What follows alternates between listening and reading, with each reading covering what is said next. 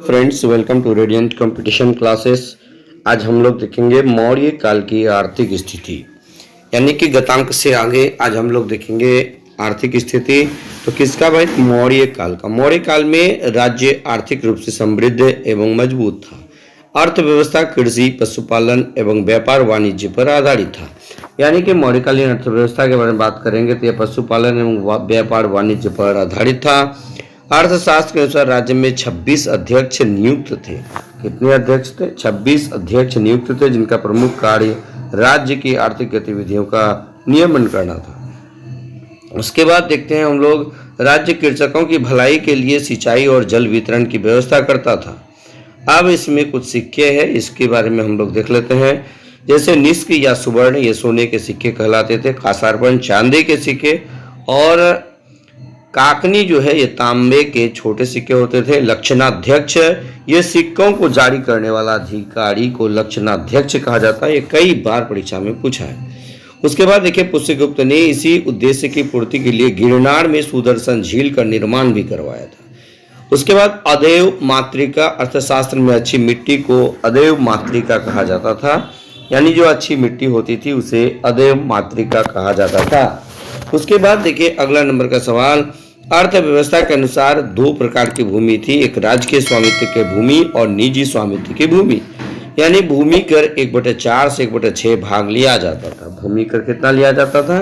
1/4 से 1/6। सिंचाई कर 1/3 से 1/5 के बीच था। दोनों में अंतर जरूर कर लीजिएगा नोट्स बना के। भू राजस्व एवं सिंचाई कर कुल उपज का 1/2 भाग था। यानी भू राजस्व जो है, सिंचाई कर कुल उपज का कितना था? 1/2 भाग था।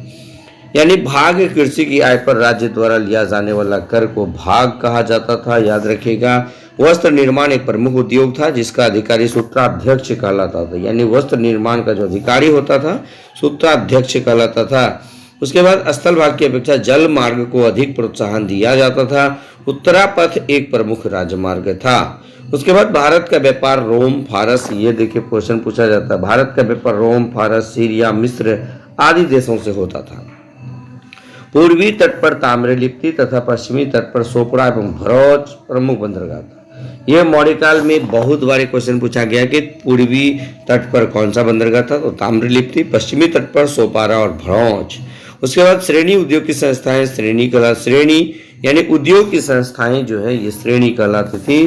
बिक्री कर के रुपये मूल्य का 10वां भाग लिया जाता था। इसे बचाने वाले को मृत्युदंड दिया जाता था। उसके बाद हम देखते हैं ललित कला और वास्तुकला, यानी कला और वास्तुशिल्प में मौर्यों का योगदान महत्वपूर्ण है।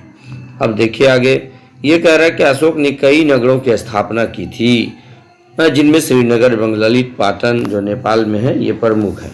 राजप्रसाद, चंद्रगुप्त मौर्य का राजप्रसाद लकड़ी का बना था। कुम्हरार में 80 स्तंभ वाला राजप्रसाद अवशेष मिले हैं।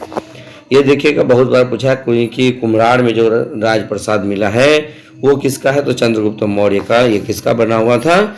ये लकड़ी का बना हुआ था।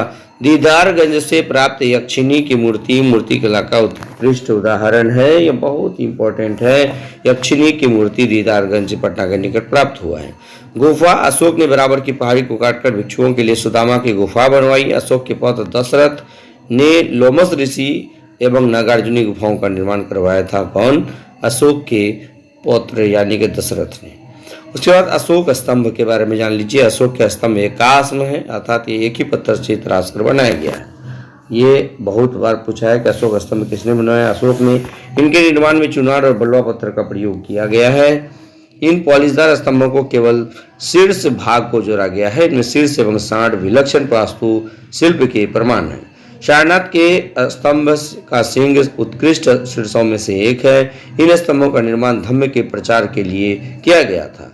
उसके बाद लौरिया नंदनगढ़ का अशोक स्तंभ एवं रामपुरवा का वृषभ शीर्ष भी वास्तुशिल्प के उत्कृष्ट उदाहरण है।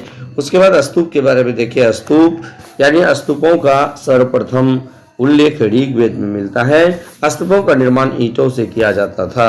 उसके बाद सांची का स्तूप ये विदिशा मध्य प्रदेश में है। भरूच का स्तूप सतना मध्य प्रदेश में तथा सारनाथ स्थित धर्म राज्य का स्तूप का निर्माण अशोक ने करवाया था।